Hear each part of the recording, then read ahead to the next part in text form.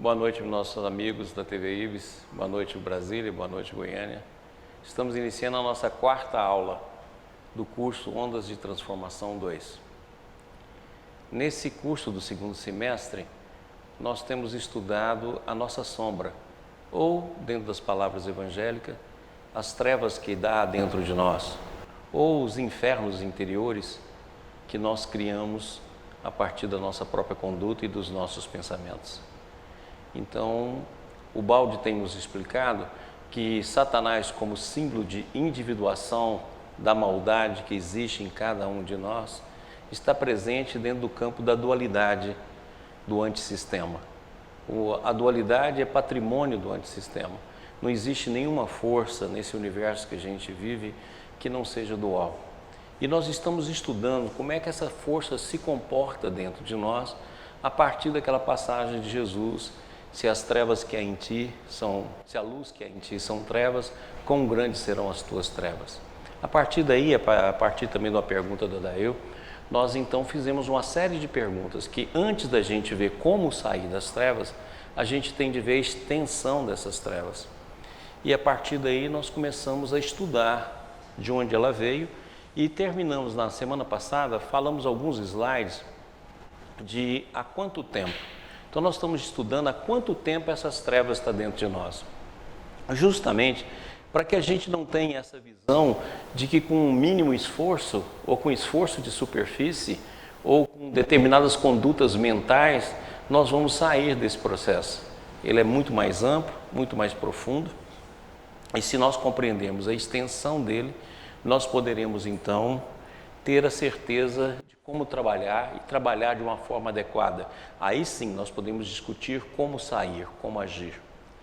E dentro disso, nós na semana passada fizemos até um teatrinho aqui para mostrar como se deu a queda. Quer dizer, na hora que o eu quis transcender, em vez de transcender no amor, partindo da totalidade e unidade de Deus, transcendeu em si mesmo. E deu um impulso que reconstituiu, criando um estado que existia apenas como possibilidade dentro do ser, nasceu então a energia e logo depois a matéria. E aí nós discutimos um pouco sobre isso. Hoje nós vamos retornar a partir desse ponto e chegar a definir quanto tempo que nós estamos dentro desse campo de trevas. Então, para que ajude a gente a meditar direito sobre o assunto, eu vou chamar a Alice aqui para que a Alice possa fazer a nossa prece.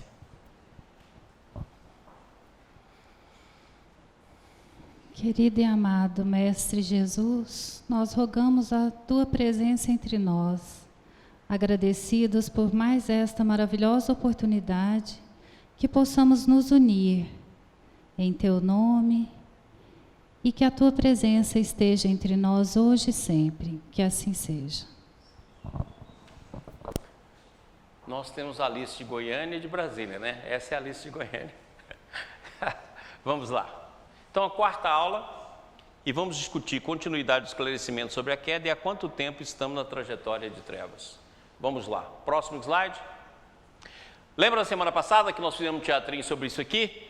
Quer dizer, dentro do processo de respiração, ou dentro do processo do movimento retilíneo uniforme, quando o Baldi gosta de falar, ou dentro do processo de expansão e contração existente no sistema. Então a individualidade respira na totalidade, que respira na unidade, que respira em Deus imanente e que respira em Deus transcendente. O espírito, o ser, a individualidade fez um movimento na queda dessa aqui. Ele Deus, unidade e totalidade, e ele fez a transcendência com o próprio eu. Na hora que ele fez isso, ele criou um ricochete, que criou os estados que estavam latentes dentro do ser, e surgiu então a consciência, que é o afastamento ainda no campo do espírito, depois a energia, que é o afastamento dinâmico, e depois a matéria, que é a última fase. De maneira que matéria, energia e consciência são estados diversos de uma mesma substância, e a evolução nos leva da matéria ao espírito, nos devolvendo novamente ao campo do sistema depois da aprendizagem da queda. Próximo.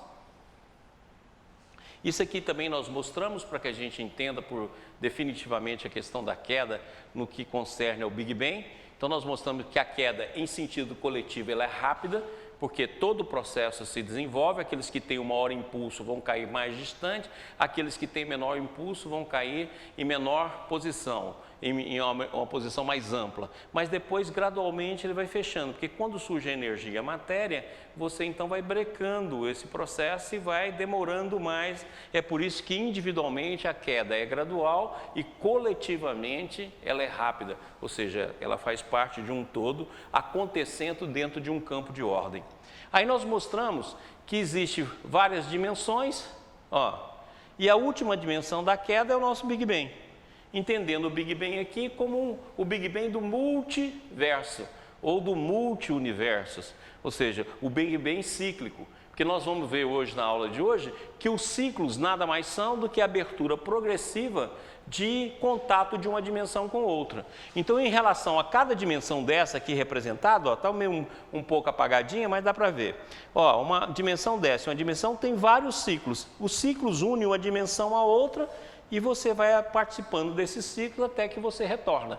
Então, aqui nós mostramos a descida, aqui está o Big Bang, aqui está a queda em universos conscienciais, então a gente tem que entender que existe universos conscienciais, existe universos fluídicos, energéticos, ou como diz Emmanuel, universos rarefeitos, e existe o Big Bang de matéria. Então, rápido como o raio no sentido da coletividade, incomensurável em queda, criando todas as dimensões, e gradual em relação a cada individualidade, proporcional ao impulso de transcendência ou expansão iniciado por cada ser. Então, quanto mais rápido foi esse impulso, mais distante ficou, e a partir da energia, essa queda é gradual em relação ao impulso dado pelo Espírito. Então, aqui está o Big Bang, a última fase desse processo que nós vivenciamos. Próximo. Aqui, eu gostaria de mostrar como é que foi o impulso. Se vocês não estiverem entendendo, me diga. Aqui para poder mostrar o impulso. Lembra que Jesus fala, né? Vi Satanás caindo do céu como um raio. Nós aproveitamos o raio para mostrar que nesse raio, cada ser teve um impulso. Então, os seres que ocuparam essa posição tiveram um impulso. Olha aqui, aqui está o impulso dele veio até aqui. Então, vamos supor que aqui seja o campo do anjo. Então, aqui criou a dimensão anjo. Aqui vamos supor que seja o campo do espírito superior. Aqui criou a dimensão do espírito superior. Aqui vamos dizer que é o campo do homem, ou seja, aqui criou a dimensão hominal. E aqui vamos supor que seja a dimensão da matéria mais densa. Aqui representado pelos átomos, pelo espaço-tempo e por primeiras formas de matéria. Então, conforme o impulso de cada um, ocorreu a queda. Agora, esses impulsos, estando aqui, o ser também pode lentamente se deslocar para cá e lentamente se deslocar para cá. É por essa razão que a gente já está como homem, ou seja, já alcançamos essa dimensão, não sabemos se nós caímos até aí ou viemos de baixo para cima, provavelmente pelo nosso atraso foi de baixo para cima, mas você pode permanecer aqui durante um tempo e depois gradualmente ir descendo. Por isso que você vai ter todas as formas de vida, tanto no sentido de expansão como no sentido de contração. Por isso que a gente vê energia, a gente vê átomo, a gente vê espaço, a gente vê mineral, a gente vê vegetal, porque não só por causa do processo evolutivo, mas também devido ao processo de contração. Entendeu? Então nós temos dois tipos de átomos. Aquele átomo que está iniciando a tarefa de subida e aquele átomo que está acabando de chegar. Temos dois tipos de mineral, então depende da maneira como está condensando. Eu posso estar condensando e posso estar expandindo. Expandindo já vai ser evolução e contraindo vai ser o que o Balde dá o nome de involução ou contração da consciência. Está claro aí? Tudo bem? Contração proporcional ao impulso da revolta de cada criatura, de acordo com a sua posição e potência para planos inferiores de vida, interiores a eles, para os quais, por lei de equilíbrio, foram arremessados os seres que quiseram expandir-se demais para planos superiores de vida, exteriores a eles, situado além dos limites estabelecidos pela lei. Que qual é o limite estabelecido pela lei? A ordem. Por isso que houve uma quebra de ordem. Por isso que fala lá, no princípio é o caos. E a contração foi proporcional ao impulso da revolta, porque nós vamos estudar aqui que a revolta é quase a fase final do processo. Logicamente que a fase inicial é a escolha, não é a revolta ainda, é uma escolha de expansão do eu. Aí depois nós vamos ver, quando a gente falar das matrizes das trevas, quais vai ser os sentimentos que foram gerados a partir da queda até chegar na revolta. Vamos lá? Próximo. Aqui é um desenho do espaço, né? O espaço dobrado em si mesmo, né? Então, olha cá. Não foi uma queda em sentido espacial, mas demolição de valores, inversão de qualidade, descida de dimensões. Ou seja, a contração de tudo isso através de uma progressiva inversão de valores positivos e originários até estarem todos transformados em sentido negativo. Essa queda significa transformar gradativamente todo o sistema em antissistema. A descida foi gradual e se prolongou até atingir a profundidade do abismo. Está vendo? Gradual em relação ao indivíduo, né? Rápida, com um desmoronamento de um prédio em relação à coletividade. Representada pela completa inversão de valores, ponto em que o sistema, com todas as suas qualidades, resultou completamente invertido. No antissistema, com as qualidades opostas. Nessa trajetória, a luz se foi ofuscando até se tornar trevas completa. O conhecimento se tornou ignorância. A liberdade do espírito se tornou escravidão na matéria. A felicidade se tornou dor. A vida se transformou em morte, o bem e mal. Por isso que quando Kardec pergunta aos espíritos como é que Deus nos criou, ele vai responder em relação à evolução, ou seja, nos criou simples e ignorante. Porque a ignorância foi o resultado final da queda. Então, na hora que começa o processo de evolução, que é exatamente o que os espíritos estavam ensinando a Kardec, o ponto de partida nossa foi simples e ignorante. Simples sem virtude, ignorância sem saber. Ou seja, o ponto de partida onde a descida chegou. A felicidade se tornou dor, a vida se transformou em morte, o bem e mal. A ordem orgânica do sistema em sua completa inversão no polo oposto do ser. No fundo da descida, no completo caos do antissistema. Então, tá claro? Então, agora presta atenção aqui. Caneta, por favor. Olha, se é uma descida interior. Na hora que esse processo vai ocorrendo, tá claro? Nessa descida interior, o que vai acontecendo? As virtudes, pois aqui tá bravo, viu, gente? As virtudes vão se transformando em trevas. Certo? Ou seja, as virtudes vão se transformando em trevas. Então, significa o quê? Que todo defeito que nós temos é uma virtude invertida. Eu gosto de fazer essa visão como se fosse um copo. O copo de cabeça para baixo, que perdeu a sua função, e o copo da cabeça para cima, que tem a sua função. Tá claro? Ou seja, nós invertemos o nosso conteúdo em conteúdo que hoje a gente chama de fraqueza, chama de defeito. Ora, então não tem como extirpar o defeito. Tem como transformá-lo. Por isso que eu falei aqui na aula passada, por isso que o nosso curso é ondas de transformação. Ou seja, não tem como extirpar. Durante muitos anos, até séculos, a noção que se tinha do defeito é que ele deveria ser extirpado. E ainda hoje a gente tem a noção que ele deve ser reprimido. E a gente faz uma repressão nesse defeito. Não pode nem chegar ao ponto de reprimir e nem chegar ao ponto de liberação inconsequente. Ele tem de ser transformado. Nem reprimido e nem liberação inconsequente. São os dois extremos de um processo que nos leva a lugar nenhum. Ele tem de ser transformado. Então, todo defeito é uma virtude invertida. Que o processo da queda foi levando.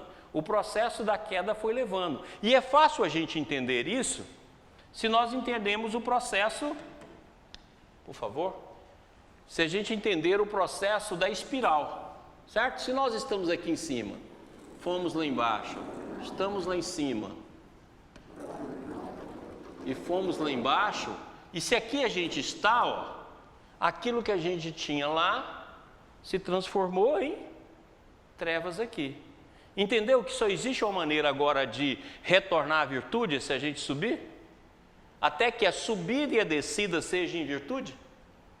Por enquanto ela é subida e descida nos polos opostos. Na hora que chegar no ponto máximo, não tem mais descida, então consequentemente só tem a virtude. Por isso que fala que é o paraíso, ou seja, não tem mais sombra, não tem mais trevas, não tem mais negação.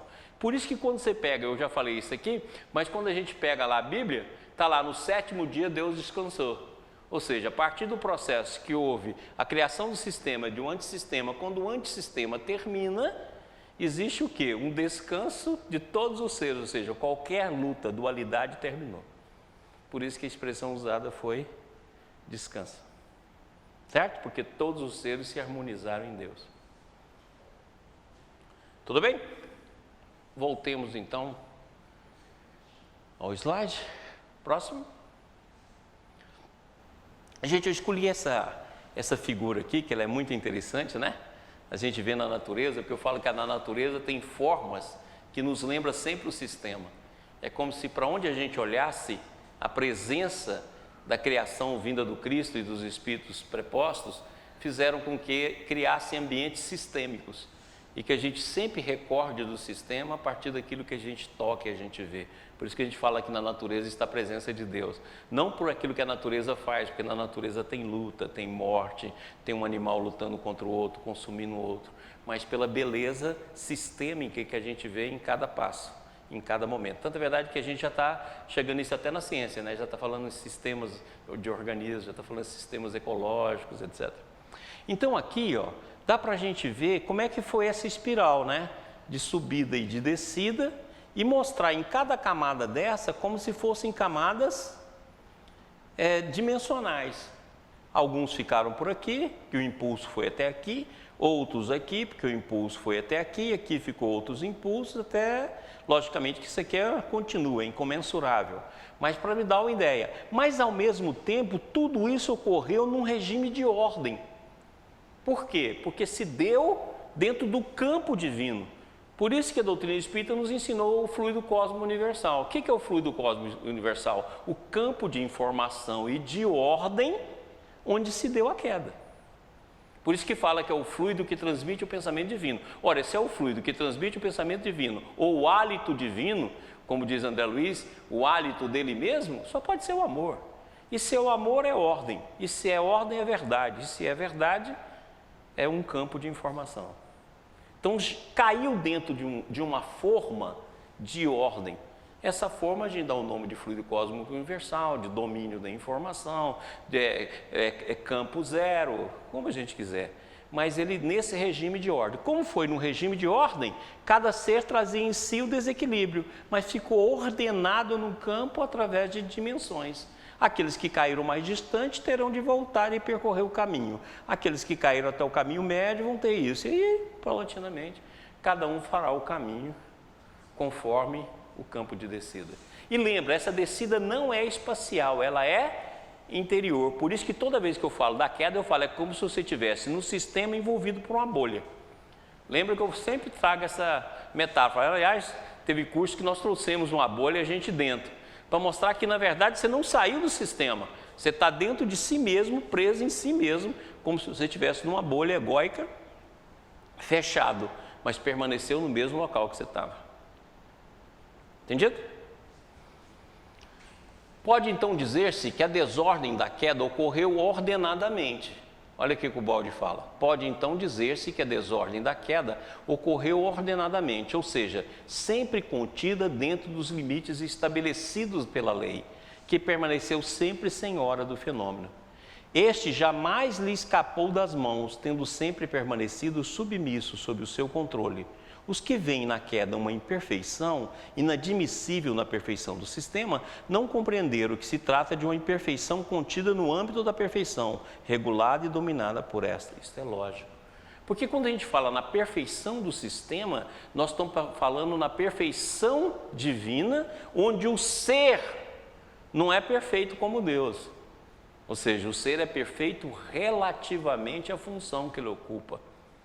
Então é exatamente pelo respirar do sistema, pelo contato com essas forças, e o sistema é novo, se a gente puder dizer assim, a cada momento, porque quando eu falar a cada momento eu estou falando tempo, mas o sistema é absolutamente e eternamente novo, certo? Ou seja, em cada agora o sistema é eternamente, infinitamente novo. Então, se ele é novo, na hora que o ser expande e expande além da área de conhecimento dele, pode surgir o erro. Como o ser tem a escolha, na hora que ele faz essa escolha, logicamente que ele pode cometer o erro e daí nasceu a queda. E o único local de erro no sistema, a única onda de possibilidade era essa, de existir esse erro. Nós fizemos essa opção, de maneira que quando a gente retornar, aqueles que não caíram aprenderam conosco de forma indireta e aqueles que caíram aprenderam em si mesmo. Então essa possibilidade do sistema não mais existirá, mas é uma possibilidade feita pela expansão da liberdade. Tá ok? Entendeu isso aqui, gente? Certinho? Muito bem. Rodrigo, tem alguma pergunta? Bastante pertinente a essa questão. Beleza. A Eliane de São Paulo pergunta, Maurício. Oi. Da queda à qual todos somos ligados e agora lutamos para reverter, aconteceu no passado da humanidade ou ainda existem seres que estão caindo? Sem dúvida. Acontece o seguinte, a queda é única, Eliane. Presta atenção. Vamos lá aqui na caneta? Quando a queda ocorreu, ela ocorreu única. É isso aí, é um raio. Agora, como ela foi única no sentido coletivo, agora tem seres que o impulso, a partir da energia, tá claro? Ele foi descendo assim, ó. Então ele está caindo, não porque caiu agora, mas dentro de um processo único, certo? Tem uns que foram caindo lentamente. Vamos supor o seguinte, eu derrubo um prédio, o prédio caiu, então a queda foi única. Passa um pouco, cai uma coluna. Passa um pouco, essa coluna rola para a parte mais baixa. Passa um pouco, ela chega no chão. Ou seja, a queda foi única, mas a coluna caiu gradualmente. É por isso que quando a gente pega o livro dos Espíritos, está lá, Deus cria, criou, criará. Não tem sentido você estar pensando que Deus está criando um ex novo, ou seja, a cada momento Ele está criando um Espírito. Por quê? Porque senão a cada momento Deus estaria criando um Espírito e a cada momento nós não teríamos unidade. E Deus teria de criar a cada momento. Aí você teria de fazer a pergunta seguinte, Deus criou você primeiro antes de eu, por quê? Então, lógico que se a criação é no agora, na eternidade, ela é única. E ela é um organismo perfeito e infinito. Agora, a queda também se deu única, mas coletivamente ela foi global e individualmente ela é gradual. Por isso que no livro do Espírito está lá, Deus cria, criou e criará. Ou seja, a todo momento transforma Espírito em consciência, consciência em energia, energia em matéria. E a todo momento, matéria em energia, energia em consciência, consciência, retorno ao Espírito. A todo momento está havendo essa criação. Apenas o sentido que modifica. Uns estão fazendo esse movimento ainda e os outros estão fazendo esse movimento, como é o nosso caso. Nós já estamos nesse movimento de subida. E estamos na fase hominal, ou seja, a meio caminho. Enquanto que os outros estão na fase de descida. Vai depender do processo gradual. Ok? Ou seja, a queda é única, né, que está caindo de novo. Não, ela é única. Porque é sempre a partir do agora, é sempre a partir do eterno, que fragmenta no tempo. E não o contrário de um tempo que cíclico que vai repetindo. No sistema não tem tempo. Ok, Nena? Mais alguma coisa, Rodrigo? Por enquanto não, Maurício. Beleza. Pessoal, se tiver pergunta, manda, para a gente poder ir respondendo. Volta. Porque isso é importantíssimo a gente entender. Então, por essa visão que a gente já tem aqui, as trevas é imensa. A única coisa que nós fizemos até agora foi gerar treva. Estão entendendo isso? Então, em termos evolutivos, o que a gente já fez de bacana? Conseguimos fazer a primeira unidade, espaço-tempo. Depois nós conseguimos reunir os elementos do átomo e criamos a primeira unidade atômica, que é o átomo. Depois nós criamos a primeira unidade, que foi a molécula. Depois nós criamos o primeiro vegetal e o primeiro sistema de vegetais. Olha bem como é que nós estamos fazendo. E agora nós estamos na fase hominal, tendo de criar agora uma sociedade coletivamente dentro do princípio unitário. A gente tem a família como espelho e agora a gente tem que preocupar com a humanidade. Por isso que hoje o que mais nos cobra é a nossa posição diante da sociedade, a nossa cidadania, a nossa visão humana. E hoje a nossa preocupação é com a humanidade, não é mais só com o seu local, com o seu umbigo. Ela é humano. Nós não temos como olhar, por exemplo, hoje os refugiados aí da Europa e achar que o problema não é nosso. Por quê? Porque agora nós estamos saindo da mesma maneira que nós criamos outras unidades e fomos paulatinamente criando unidades até voltar ao campo do homem, nós temos agora de criar uma unidade de humanidade, como diz o Balde, não só de humanidade, mas de humanidade de humanidades, que é o nosso futuro em termos de universo. Entendido? Ok? Rodrigo. A Cristine Diogo, de Novo Hamburgo, Maurício, diz: interessante a imagem da concha em espiral. Esta semana, assistindo os cursos e pensando na espiral, lembrei da frequência Fibonacci, que descreve todas as espirais que existem na natureza, inclusive no cosmos. Podemos pensar que a espiral da evolução também segue esta sequência? Não tenho. Aliás, é um ótimo estudo para a gente fazer, né? Nós já tivemos essa felicidade no Congresso de Ubaldi, um congresso que nós fizemos em campo, de fazer um estudo desse, de receber um estudo desse, mas não tenho dúvida que essa sequência de Fibonacci seria a sequência mais harmônica da natureza. E ela está presente em todos os locais, sem dúvida nenhuma. É por aí. Vamos lá? Muito bem. Próximo. Gente, eu tentei mostrar aqui a seguinte forma: pega cada bolinha dessa o universo, tá bom? Entendido? Então, cada bolinha dessa é um universo infinito, ó, sem fim. Aqui eu peguei um e coloquei a descida involutiva e a subida evolutiva. E mostrei aqui com a cor, né? Desde uma cor mais escura até a cor mais clara, mostrando o retorno. Agora, o que liga um universo no outro, uma dimensão na outra, são os ciclos. Por isso que os ciclos estão presentes em tudo. Nós temos o ciclo da natureza, nós temos o ciclo hormonal, nós temos o ciclo respiratório, nós temos o ciclo cardiovascular, nós temos o ciclo mental, a nossa mente funciona em ciclo. Ou seja, tudo é ciclo. Nós temos o ciclo evolutivo, nós temos o ciclo do nascimento, os 9 meses aí de gravidez. Quer dizer, tudo é cíclico. Então, ligando uma dimensão à outra, um universo ao outro, um mundo ao outro, uma determinada dimensão interior à outra, existem ciclos. Então, os ciclos nada mais são do que as aberturas de uma dimensão para a outra. E graças a esse ciclo que você vai se ligando, ele vai sempre abrindo, porque o ciclo não tem uma finalidade em si mesmo, ele não é um ciclo fechado, ele não é um O, por exemplo, ele é um ciclo aberto, é uma espiral, como nós mostramos há pouco. Então ele vai abrindo e abre-se em outro ciclo. Abre no outro ciclo. Por exemplo, nós viemos do ciclo atômico, o ciclo atômico abre no ciclo mineral, mineral abre no vegetal, que abre no homem, que abre no homem superior, assim vai, até chegar no arcanjo.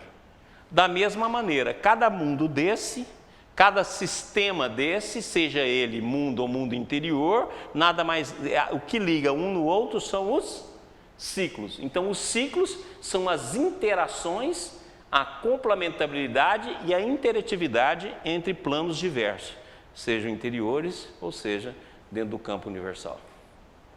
Certinho? Por isso que a gente observa o ciclo em tudo. Rodrigo.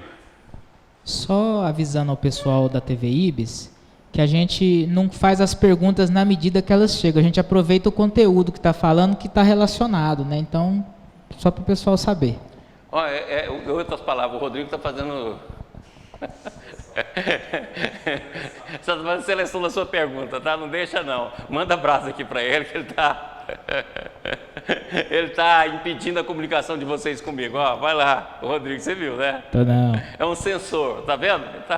Ele tá separando as pedras e tá dando desculpa. Tô mediando. Então, queima ele aí, né? Nos e-mails, né? Agora, a gente muitas vezes, o Balde fala assim, muitas vezes a gente não quer aceitar e nem raciocina sobre a queda, porque a queda mostra que a posição que nós estamos, toda ela se deve a nós mesmos e não a Deus. E como a gente está numa posição egóica, a gente sempre projeta os nossos erros. Você vê que os seus erros nunca estão em ti, está no outro. É o outro, o outro, o outro, o outro, o outro. E até quando você aprende alguma coisa sobre a verdade, fala, o outro captou a minha vibração. O outro... É incrível isso, né? Você sempre transfere ao outro. E é muito mais fácil transferir a Deus. Tanto é verdade que a gente transferiu tanto a Deus que nós chegamos à negação. Ou seja, a culpa é sempre de Deus. A gente sempre acha que poderia ter sido feito melhor, porque é sempre a gente. E a gente esquece que a queda está viva dentro de nós. Eu falo muitas vezes, as pessoas falam, eu não consigo compreender a queda. Olha dentro de você, a queda é viva. Você pode olhar a queda a hora que você quiser. Ela está viva dentro de você. Você pode olhar e ver em você mesmo ela. Então, aquilo que o Balde costuma dizer, olha aqui que ele diz. O fundamental motivo psicológico de desordem continua vivo em nossa forma mental. Todos compreendemos o que representa a lei e que seria lógico, justo e útil segui-la, quer no interesse coletivo, quer no individual. Apesar disso, sentimos a tentação de rebelar-nos, de ludibriá-la, procurando atalhos que, por via mais breve, nos conduzam onde desejamos chegar. Por exemplo, por isso que a gente erra. A gente é capaz de achar que nós vamos cometer injustiças e não vai acontecer absolutamente nada. Que nós vamos cometer erros e não vai acontecer absolutamente nada. Que nós vamos, por exemplo, roubar e vamos sair, vamos ficar ricos, vamos morrer e não vai acontecer absolutamente nada. Tá claro? Nós somos capazes de fazer esse tipo de raciocínio. E achar que não tem, se a justiça humana não nos pegou, nós estamos muito bem. Tanto é verdade que as pessoas ficam chocadas, não é com aquilo que elas fizeram, é que se surge escândalo. Se surgiu escândalo e todo mundo ficou sabendo, ela fica chocada, mas não fica chocada quando faz.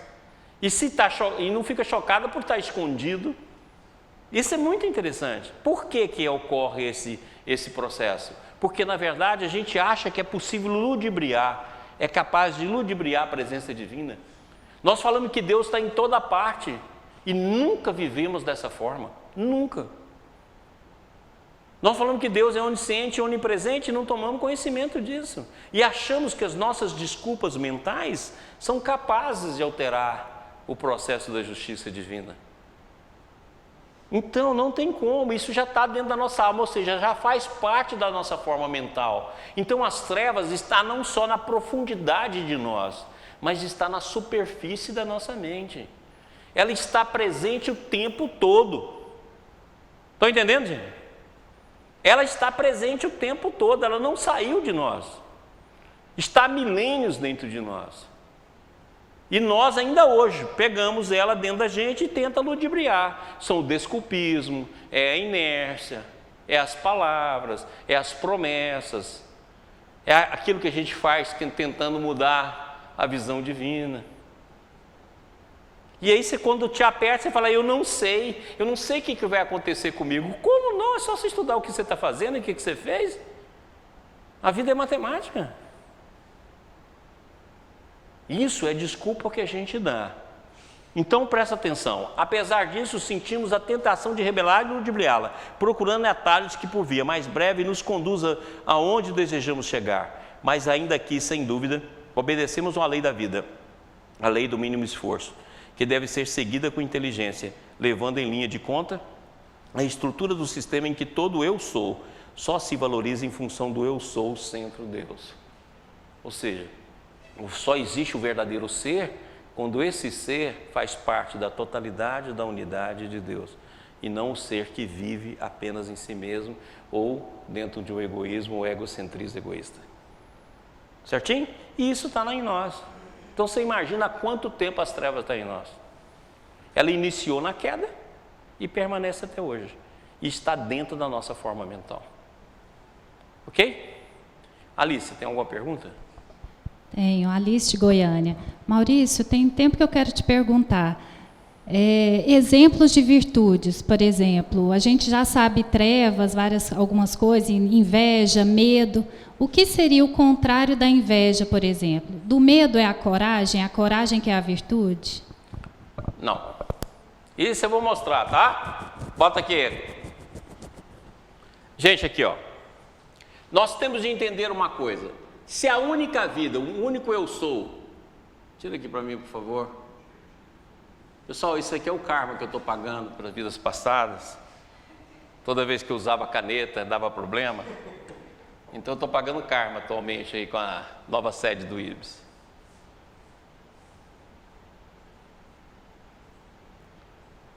Muito bem, vamos lá, Senhor. Então olha aqui. Nós devemos entender que a virtude, vamos colocar aqui a virtude... Então vamos entender o seguinte, se nós pegarmos a virtude, vou pegar a virtude aqui com um V maior, só existe virtude quando você está em Deus. Então vou pegar uma expressão aqui, a virtude é uma manifestação divina. Ok? Lógico que quando o Baldi fala do contrário, ele está querendo mostrar que a gente pegou uma força divina e transformou ela no seu oposto. Então, naturalmente, a virtude é uma manifestação divina. O que você pode fazer é desenvolver valores. Então, se eu pego e coloco aqui mal e bem, esse bem que eu estou falando aqui é um bem transitório, não é o bem divino ainda. Porque como você está em evolução, a noção de bem vai mudando a cada momento. Tá claro? Aquilo que para você hoje é bem, amanhã não será. Você hoje acha que é bem. É como aquilo que eu já falei aqui no passado. Estão lembrados? Quer dizer, no século passado, um homem que tinha escravo e tratava bem os seus escravos era um homem de bem. Você imaginou? Você tem escravo e trata eles muito bem. Como você tem um bom coração? Porque o absurdo não era ter escravo. Era a virtude tratar o escravo bem. E era virtude corrigir os escravos, para que os escravos aprendessem. Você imagina?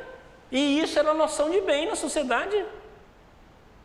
Tá claro? Se esse processo era assim, você já imaginou que o bem aqui não pode ser o bem que nós estamos falando? Então nós vamos ter, espero que a caneta escreva agora, a verdadeira virtude é a virtude divina, a virtude em Deus. Uma manifestação da virtude divina. Agora aqui, na dualidade, nós fazemos aqui valores e fazemos aqui opostos. O oposto nós chamamos de mal, o valor nós chamamos de bem. Mas o valor é apenas o primeiro caminho de transformação do oposto para que a virtude se manifeste.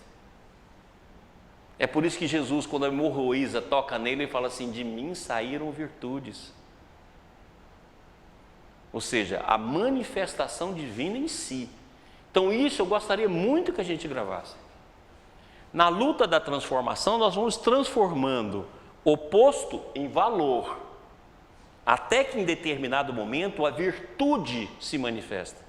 A virtude é uma manifestação divina em nós. Então a virtude real não tem oposto. É aquilo que eu sempre falei aqui, o amor não é o contrário do ódio. O amor não tem oposto. Agora, lógico, que essas outras fraquezas vai ter o oposto. Se eu pego a inveja é o quê? Eu invejo aquilo que o outro tem. Qual o oposto? Qual o valor da inveja? A doação.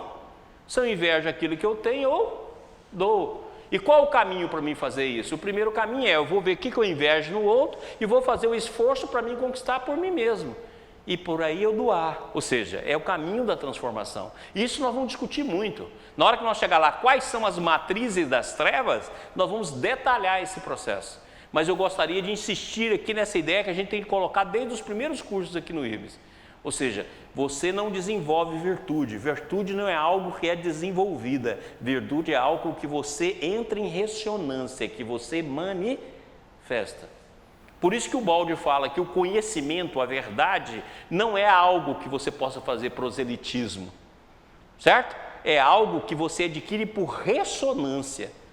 A verdade, a certeza na verdade se dá por ressonância, por um processo vibratório e não por um processo de convicção, seja ela mental, seja ela emocional, seja ela de grupo.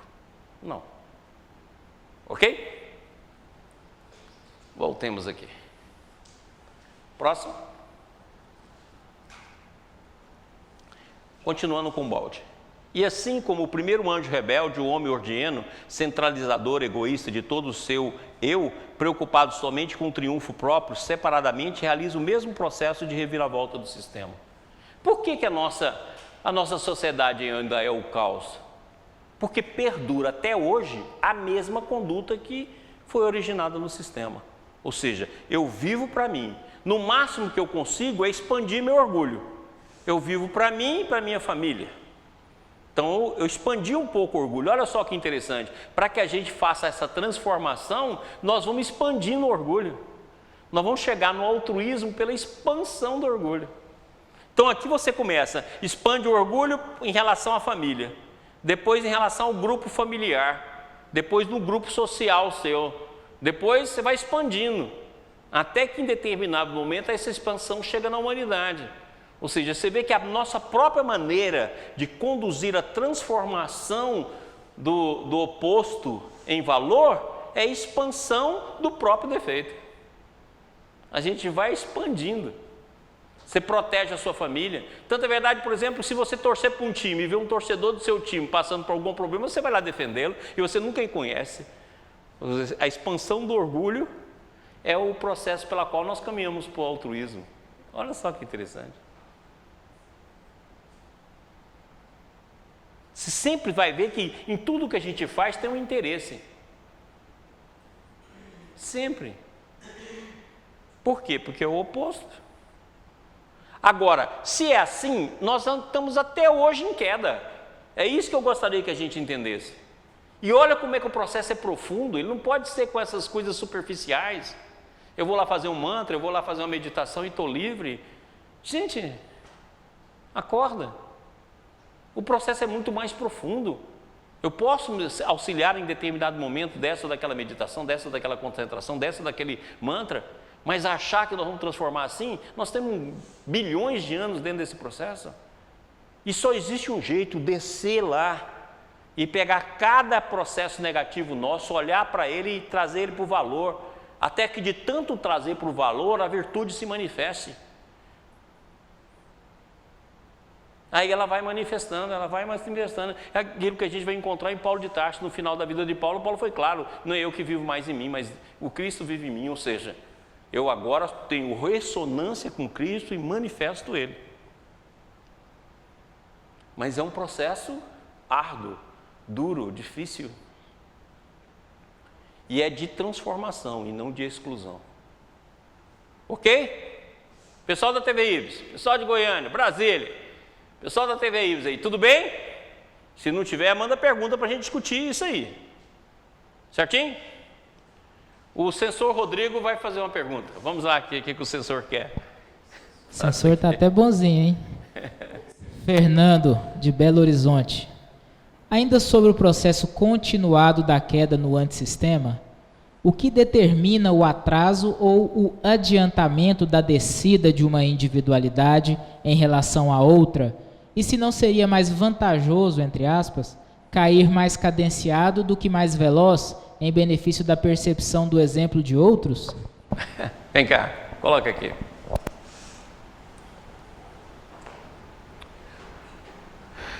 Quem é que perguntou? Fernando, Belo Horizonte. Fernando, se Deus é Deus de todas as possibilidades, nós temos de entender que quando houve a queda, cada ser descreveu uma trajetória própria. Ele não vai ver o outro porque ele está fechado em si mesmo, Fernando. Ele deixou de compactuar com o outro. É como nós hoje aqui, ó. Nós só conseguimos ver a nós mesmos. Você já reparou, por exemplo, que a voz que fala dentro da sua cabeça, a sua própria voz, até o seu pensamento é narcisista. Ele só está em você, é a sua voz que está lá dentro. E você só raciocina as coisas a partir de você. Ou seja, então à medida que nós fomos caindo, teve aqueles que vão cair assim, teve aqueles que vão cair assim, tem aqueles que vão cair assim. Ou seja, todas as possibilidades possíveis da queda. Mas esse impulso é pessoal. E só quando você para no ponto máximo que você chega o seu impulso, quando ele esgota, que você começa a voltar. Mas todo esse processo é egóico. Você não vê o outro. Na hora que o impulso esgota, é que você vê. É a mesma coisa que acontece na Terra. Quando a pessoa muitas vezes fica totalmente inquieta, e que a mente fica inquieta, ela não vê nada do outro, e muitas vezes vai lá e comete um crime, e só quando o impulso termina que ela acorda, meu Deus, por que eu fiz isso? Ou como um suicida, que vai desenvolvendo pensamento, vai lá e dá um suicida. Na hora que ele acorda, meu Deus, como é que eu fiz uma coisa dessa? Por quê? Porque gerou o impulso é uma força prodigiosa. Não existe o impulso sem trajetória. Agora, se a gente entende que o caminho foi dentro de um campo de nós vamos fazer vários movimentos. Se você, quando pega o livro Nosso Lar, você vai ter uma conversa de Lísias com André Luiz, que ele fala, tem uns que são determinados, que já estão voltando, estão seguindo em linha reta, e outros fazem grandes curvas. Pode olhar nós mesmos. Se não quisermos olhar nós, porque é mais fácil olhar o outro, olha a nossa própria família. Quantas pessoas que você vê que está desperdiçando a reencarnação, fazendo curvas imensas, fazendo movimentos e trajetórias de afastamento de si mesmo, e que você fala, meu Deus, que desperdício de vida. E quantas vezes nós fazemos nós mesmos, mas nós não vemos, porque a gente só vê a gente mesmo. Ora, então o processo não é de ver, é de aprender. É isso que nós estamos fazendo aqui, uma tentativa de ver. Porque se a gente ver, vai ser muito mais fácil. Mas só quando o impulso esgota e a gente passa a vivenciar o impulso de vida, que o olhar vai sendo visto. Porque na descida predomina o poder, predomina o orgulho, predomina a vaidade, predomina a inveja. E esse exemplo é muito claro. Você vê, por exemplo, lá, vamos pegar a parábola. Se você pegar Adão e Eva, que foi a primeira queda, o primeiro afastamento, você vai ver lá que Eva, a individualidade, convence a coletividade, que é Adão. Depois você vai ver que Caim mata Abel por inveja. Ou seja, olha aí a inveja já aparecendo. E quando Deus ainda conversa com Caim, olha, onde está teu irmão e o que eu tenho com meu irmão? Ou seja, da inveja ele vai para a negação. Né? E depois a negação vira poder. Tanto é verdade que nós temos lá no final do processo a Torre de Babel, que quando se constrói a Torre de Babel a partir dos homens para poder chegar até lá, e cada um fala a sua língua. Não é isso que é o nosso mundo? Não é língua no sentido de língua, igual a gente faz interpretação, a cada um fala a sua língua da sua pátria. Não, é língua interior, a língua egóica. A Torre de Babel é o símbolo do antissistema, onde o poder é a busca e cada um fala a sua língua, a língua do próprio interesse. Olha, então não tem como aprender, não se vê, só quando esse impulso esgota e a gente começa a transformá-la, aí temos a possibilidade de ver. Por isso que Jesus foi tão claro, que ouça quem tem ouvido de ouvir, que veja quem tem olhos para ver. Esse olhos para ver é quando você já começou a notar o processo divino, notar a lei, começou a notar o outro, começou a notar a totalidade, começou a notar a unidade, porque senão você não vê. É por isso que Jesus foi claro, quem tiver olho para ver, veja.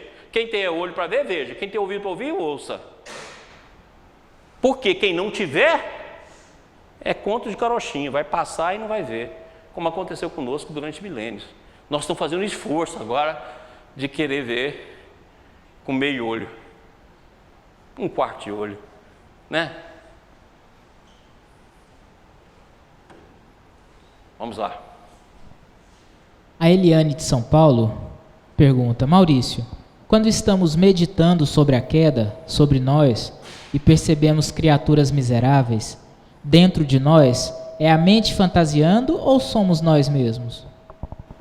Você pode ter você mesmo, quando você faz isso de forma sincera. Lembra, tem uma passagem no Evangelho segundo o Espiritismo, que fala assim, Deus nos julga pela intenção. Então, toda vez que você estiver em dúvida do que está acontecendo no seu mundo íntimo, procure a intenção. E se você estiver em dúvida, ore. André Luiz, no livro Mensageiro, fala o seguinte: não existe prece sem resposta. Então, se você está em dúvida, faça isso, mas a intenção e a prece como elemento de auxílio é capaz de nos desmascarar se nós estivermos no campo da ilusão, ou é capaz de nos mostrar o nosso caminho. E uma das formas que a vida faz de uma maneira extraordinária para mostrar se estamos no caminho correto ou não é o sonho. Por isso que depois desse curso aqui eu quero dar um curso de sonho, porque o sonho mostra para você em detalhes se o seu movimento, eu falo assim que o sonho é o estudo do movimento, ele estuda todo o seu movimento. Então, se você está fazendo um movimento retrógrado ou um movimento progressista, se você está caminhando no sentido da vida ou no caminho da antivida, o sonho te mostra isso a mão cheia. Então, se você aliar todas essas ferramentas, não tenha dúvida que você vai saber quando é ilusão e quando é um processo de convicção. Ok? Maurício. Oi. A Clarionice, ela fez 4 perguntas. Ô, Clarionice, faz tempo que a Clarionice não aparece aqui conosco. A Clarionice estava sumida. Pois é. E ela sempre faz 4 perguntas. Exatamente. Fora o e-mail.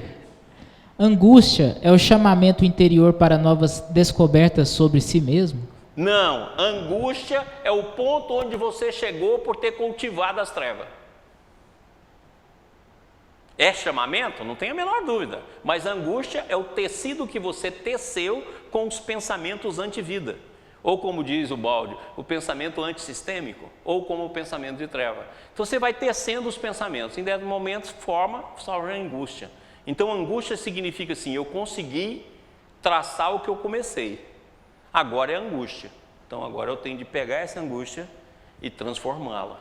Quer dizer, é um aviso, é um despertar, quando você nota ela, mas é um resultado de uma trajetória construída. Coragem e prudência são 2 lições fundamentais no autoconhecimento? Não. Se você entender prudência como ser boazinha, ou ser quietinha, ou não se arriscar, ou fazer aquilo que o status quo determina. Se você entender prudência como uma virtude ativa, sim. Muitas vezes, quando a gente começa a fazer o autoconhecimento, a gente veste uma roupa de ovelhinha e começa a ser boazinho. Certo? Boazinho não é bom, porque todo bom é força ativa. A bondade é uma força ativa. A gente pega exemplos de bondade e transforma em pessoas bonzinhas. O Chico era bonzinho, São Francisco é bonzinho, não tem nada disso. Foram seres altamente convictos, de uma força imensa, de um enfrentamento imenso. Tá claro? Enfrentou, foi milhares de pessoas, peitou todo mundo e fez a obra dele ali com uma convicção e com uma força extraordinária. Então o bem é uma força ativa, não é uma força negativa. Então a prudência só pode ser prudência em relação aos próprios males interiores, mas sempre como uma força ativa e não como uma força que tem desculpa de não fazer para poder ser boazinha. Não, boazinha não é ser bom. Ciúmes e inveja podem ser percebidos nos seguintes efeitos: desmotivação, rejeição, insegurança, decepção e disputa? Pode. Agora eu vou explicar muito bem isso aí. Você espera um pouquinho, viu, Clarionice? Que eu vou mostrar. E lembra que, como diz o Balde, ciúme nada mais é do que produto do amor animal. Tá claro? Então, quando eu for estudar ciúme aqui, eu vou trazer essa frase. Só tem ciúme quem ainda está na fase de amor animal. Au, au. Ainda bem que não é o nosso caso, né? Tá claro? Aí eu vou trazer isso aqui, para a gente poder aprender isso. Ele fala que ciúme só nasce do amor animal. Para explicar a nossa recusa de confrontar a totalidade, usamos o inconsciente, a repressão e a neurose? Sem dúvida. A fuga, certo? Todos os mecanismos de defesa que o Freud descobriu tão bem, são mecanismos que a gente usa para fugir desse conhecimento. Certinho? Mais uma pergunta. Tá vendo aí? Quem é que mandou pergunta para você que você não deu para ele? Cleonice, ele fala as 4, vocês viram aí, gente? Não, mas foi a da Clarionice que eu tinha falado, que ela foi a primeira. Tá vendo? 4 da Cleonice, vocês mandam pergunta, ele vai lá e separa. Só que ela falava muito especificamente dessa parte dos defeitos. Tá vendo? Agora é o Adail. Adail, seja bem-vindo. A transformação do Homo sapiens sapiens para o Homo sapiens serenus denota uma grande inversão da nossa força de inércia no egoísmo? Eu acho assim, se nós colocarmos o Homo serenos como Homo espiritualis, como eu gosto de falar, né? Essa transformação não tem a menor dúvida. E nós estamos num momento que a vida nos cobra isso. Você pode, aonde a gente for, o chamamento é de espiritualidade. Ou você vai descer pela brutalidade que está também no ambiente, ou você vai se tornar bom, porque é indispensável isso. Então eu falo que nós estamos saindo do homem sapiens sapiens para o homem espiritualis, ou seja, estamos atingindo o momento desse processo. E se nós não tivermos a clara visão da nossa trajetória, a clara visão das nossas escolhas, nós podemos criar uma ilusão de retorno, ou seja, de involução. Mas eu acho que é por esse caminho. Vamos lá? Mais um slidezinho antes da gente tomar um café. Vamos lá? Próximo. Somos assim levados a nos valorizar como eus independentes e não como eus em função orgânica do todo. Pode olhar, gente, em qualquer lugar que a gente trabalha, que a gente faça, aí você fala assim, eu penso assim, eu quero assim, eu não concordo. Você nunca é capaz de pensar o que a coletividade está precisando e o que eu posso fazer para colaborar com essa coletividade. Mas não, é sempre a afirmação de um eu independente. Quando o eu independente não existe em lugar nenhum. Não tem nada na vida que não esteja interconectado, nada. Nada na vida que não seja complementar. Até os nossos corpos, até os átomos que formam os nossos corpos estão interligados. Não tem separação em nada. E, no entanto, a gente está o tempo todo repetindo a primeira revolta. Valorização do eu independente de todos. E afirmação da própria personalidade. E isso está há milênios. Só em relação ao tempo, 3,7 bilhões de anos.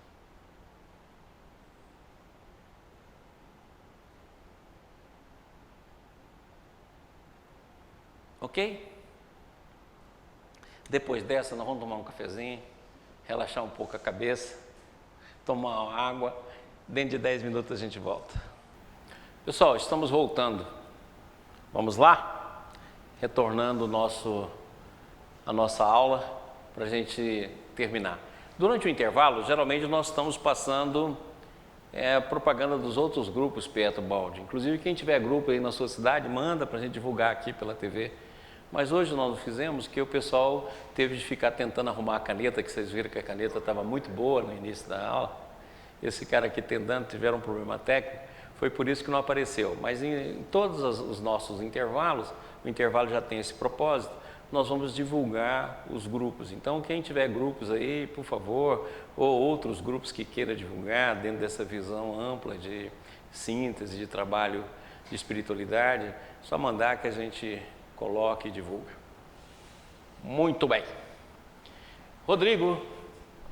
Tiago, de Cuiabá. Oh, o Tiagão. Tiago foi para o aniversário dele quinta-feira passada.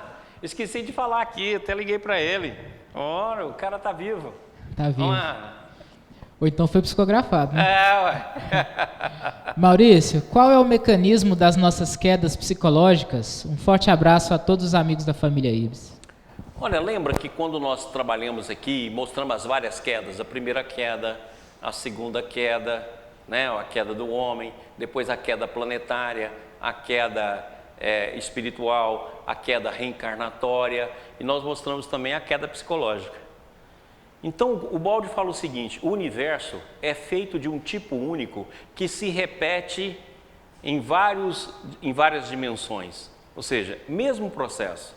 Então, se existe a queda planetária, se existe a queda psicológica, é porque é um fenômeno total de todas as dimensões, não é um fenômeno separado.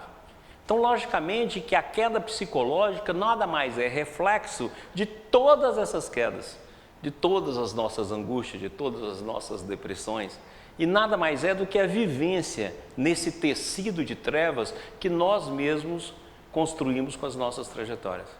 Então, a queda psicológica está correlacionada com a queda reencarnatória, que está correlacionada com a queda espiritual, que está relacionada com a queda planetária, que está relacionada com a queda do homem, que está relacionada com a primeira queda. Tudo é um processo de contração da consciência. Um ciclo menor que espelha em um ciclo maior, que espelha em outro ciclo. Ok? O Marcelo, de Feira de Santana da Bahia. Maurício. Marcelo. Desculpa.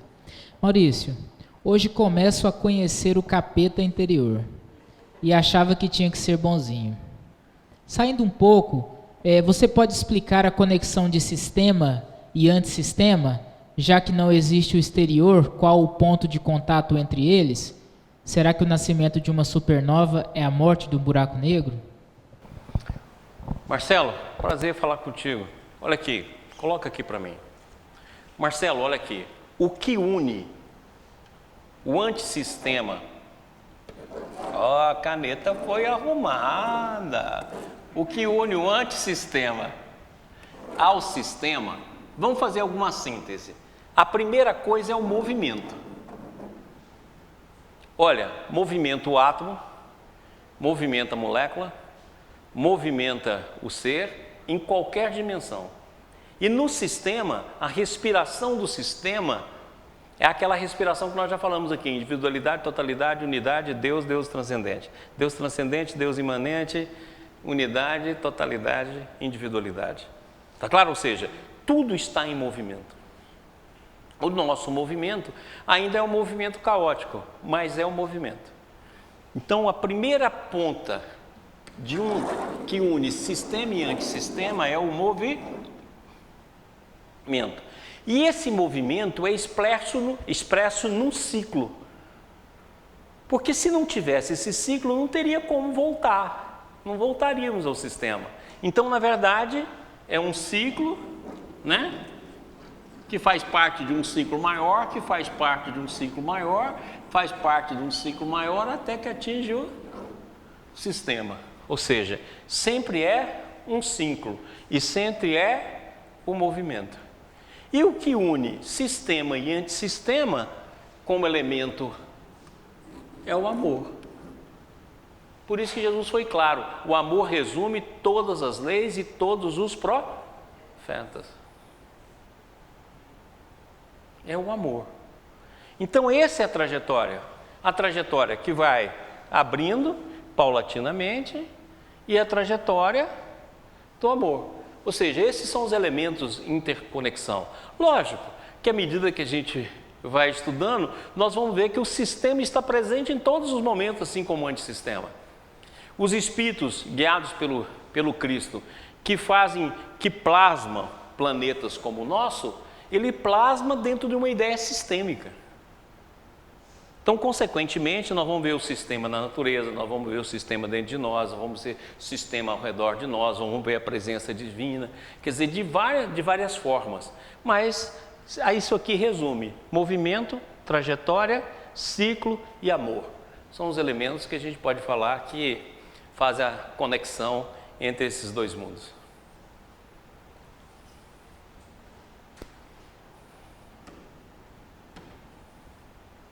Mais alguma coisa?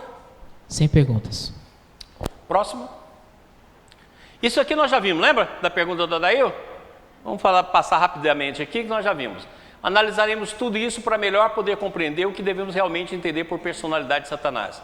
Ele é personificado no sentido de que existe em todo ser como princípio negativo, equilibrando em contraste o princípio positivo, com o qual está sempre em luta para dele se desvincular e se libertar. Essa luta é a base da evolução. A personalidade de Satanás está presente em todos os seres como princípio de trevas, enquanto Deus está presente neles como princípio de luz. Trevas significa inconsciência, matéria, prisão na forma, estado evoluído. Luz significa consciência, espírito, libertação e estado evoluído. Então nós já vimos isso aí, já discutimos esse slide. Próximo. Então presta atenção. O universo tem 13,7 bilhões de anos, com a margem de erro de 0,2 bilhão para mais ou para menos. Certo? Então, dentro desse universo, dentro desse ponto que a gente está vendo expandir aqui, ó, nasceu a energia, o tempo, a matéria e o espaço. Então, consequentemente, só em relação ao nascimento do tempo, as trevas estão em nós 13,7 bilhões de anos. Certo? Não estamos contando fora do espaço-tempo e nem quando estávamos em universos conscienciais. Então vamos ver isso com mais detalhes. Olha aqui, nós tentamos fazer uma figura.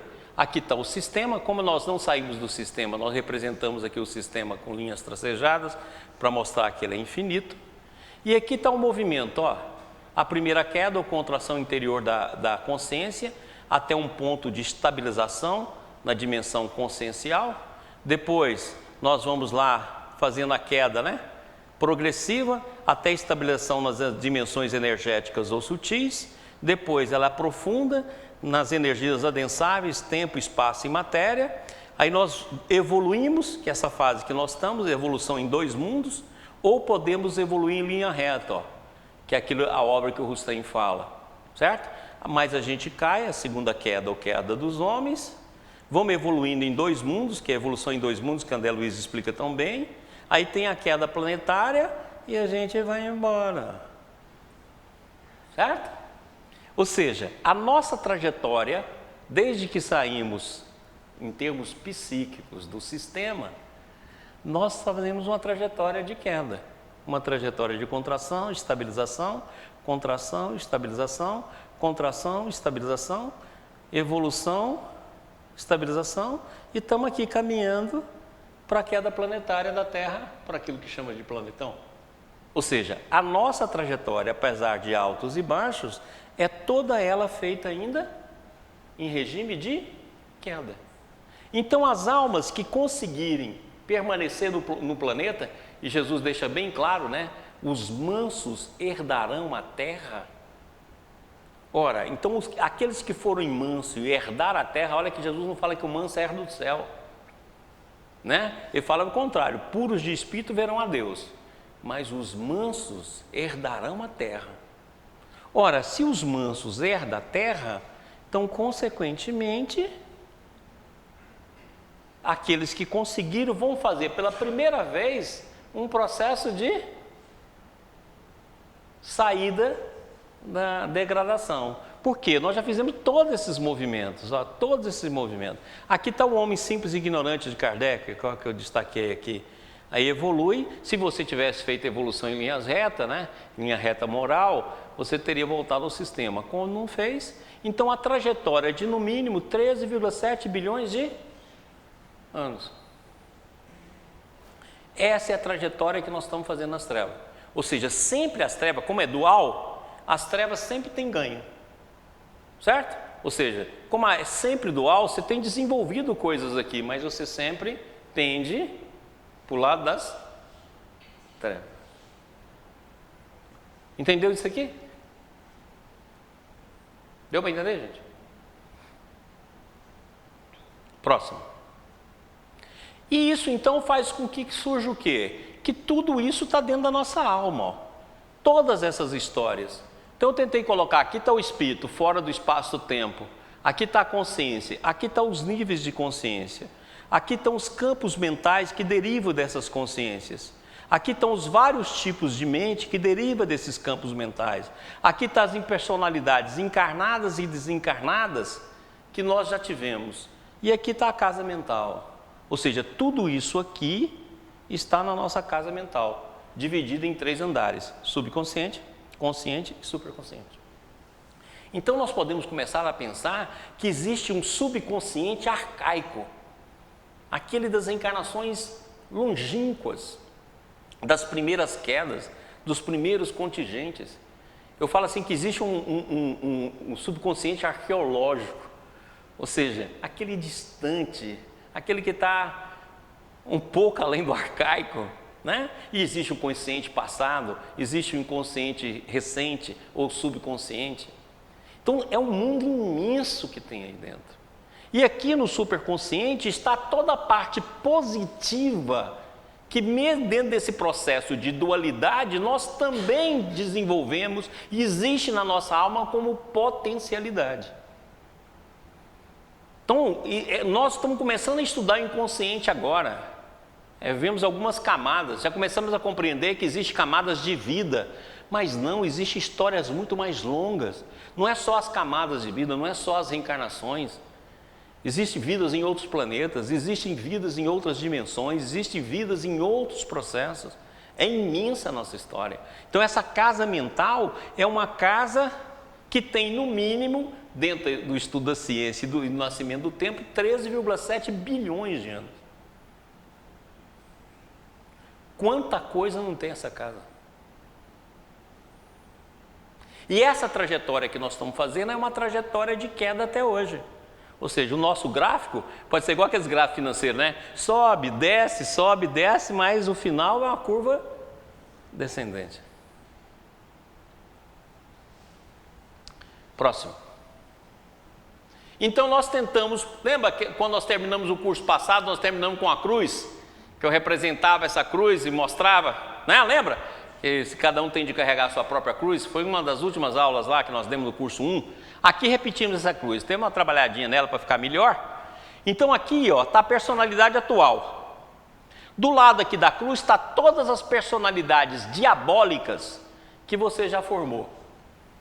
Aquelas que estão lá no subconsciente arcaico, aquelas que estão lá no subconsciente remoto, ok? Que o Rustem explica também que é uma fase que aparece depois da segunda queda, ou seja, a fase demoníaca que está aqui, por isso que o Baldi fala, nós temos em nós uma fase demoníaca, tá claro?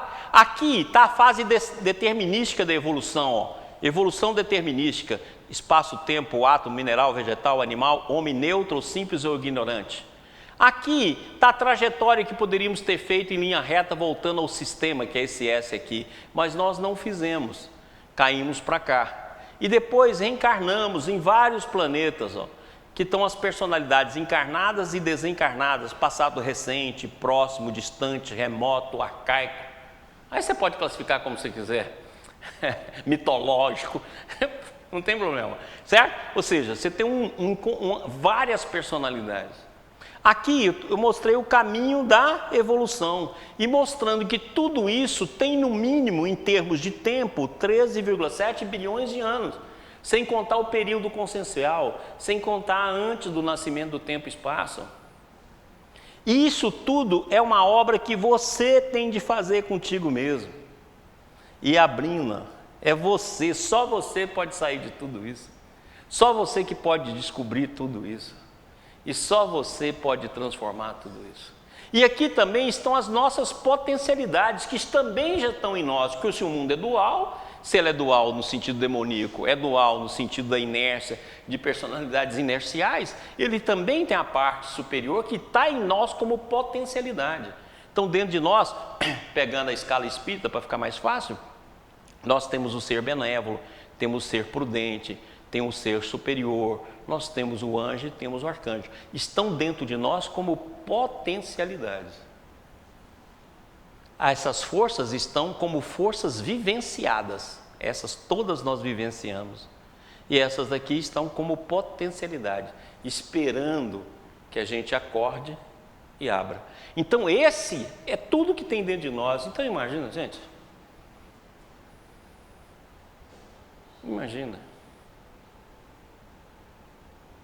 Quanta coisa a gente tem de estudar. Lógico que nós vamos ter de procurar esses seres aqui, Nós temos de ir estudando aqui e abrindo aqui. Porque esses seres que vão nos dar estabilidade. Mas nós vamos estudando aqui e abrindo aqui, estudando aqui e abrindo aqui. É eles que vão nos dar estabilidade. Mas, olha quanta coisa. E é uma obra que só você pode fazer por você mesmo. Ninguém mais. Só você. Próximo. Então, nós podemos resumir todo aquele quadro em 2 polos. Deus, ou polo divino, maior luz e menor trevas, e Satanás, ou polo demoníaco, maior trevas, menor luz. Nós nos equilibramos dentro desses 2 polos. Se predomina esse polo, as nossas ações serão cada vez mais egóicas. Se predomina esse polo, mais próximo do amor caminharemos. Mas essas 2 forças se expressam dentro de nós. Mais uma? Vivemos do choque dessas 2 forças opostas. E assim amadurecemos, desgastando nossa materialidade, no atrito doloroso entre 2 impulsos, a revolta e a lei de Deus. Ambos disputam entre si a criatura para apossar-se dela. A nossa fase atual é de transição, de um plano a outro da evolução.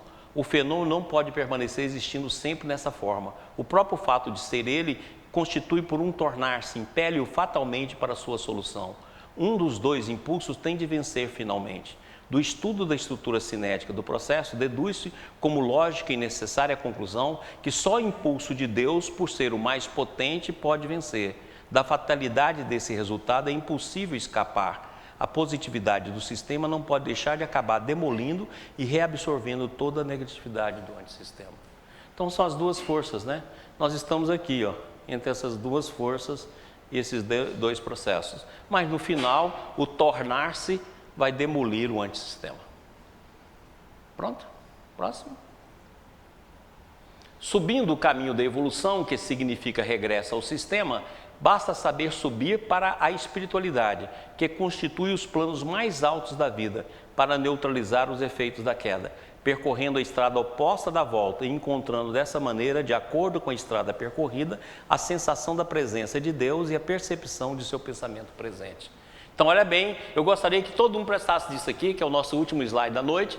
Subindo o caminho da evolução, que significa regresso ao sistema, basta saber subir para a espiritualidade, que constitui os planos mais altos da vida, para neutralizar os efeitos da queda.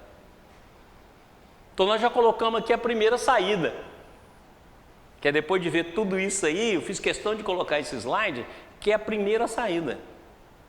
Então, só existe um caminho para poder neutralizar todos aqueles complexos que existem dentro de nós, é a espiritualidade. É a primeira saída. Muito bem, pessoal. Rodrigo, alguma coisa? Finish? Pessoal de Brasília, Goiânia? Muito bem. Ok. Então, olha aqui. Nós terminamos. E agora nós já temos 2 respostas, né? Como é que as trevas nasceu? Nasceu da queda. E há quanto tempo estamos nela? Só a partir do surgimento do tempo, 13,5 bilhões de anos. Como é que ela está dentro da nossa? Tem dentro de nós, dentro de uma casa mental, onde tem 3 andares, certo? O andar de baixo, o subconsciente, contém lá a fase demoníaca, contém a fase de evolução determinística e contém as personalidades que nós já vivemos, encarnado e desencarnado, em qualquer mundo, incluindo a Terra, certo? E tem também na fase do superconsciente todas as nossas potencialidades. É nela que nós temos de investir para descobrir e saber subir, a fim de neutralizar as potências das quedas. Certinho? Semana que vem, então, nós vamos para a terceira pergunta, né? Qual é a profundidade? Qual é a raiz? Que tamanho tem? Mas agora nós já entendemos que a queda que gerou tudo, transformando virtude em defeito, e estamos em trajetória de queda há 13,5 bilhões de anos. Muito bem, gente. Então, até semana que vem. Que Deus nos abençoe. Beijo a todos.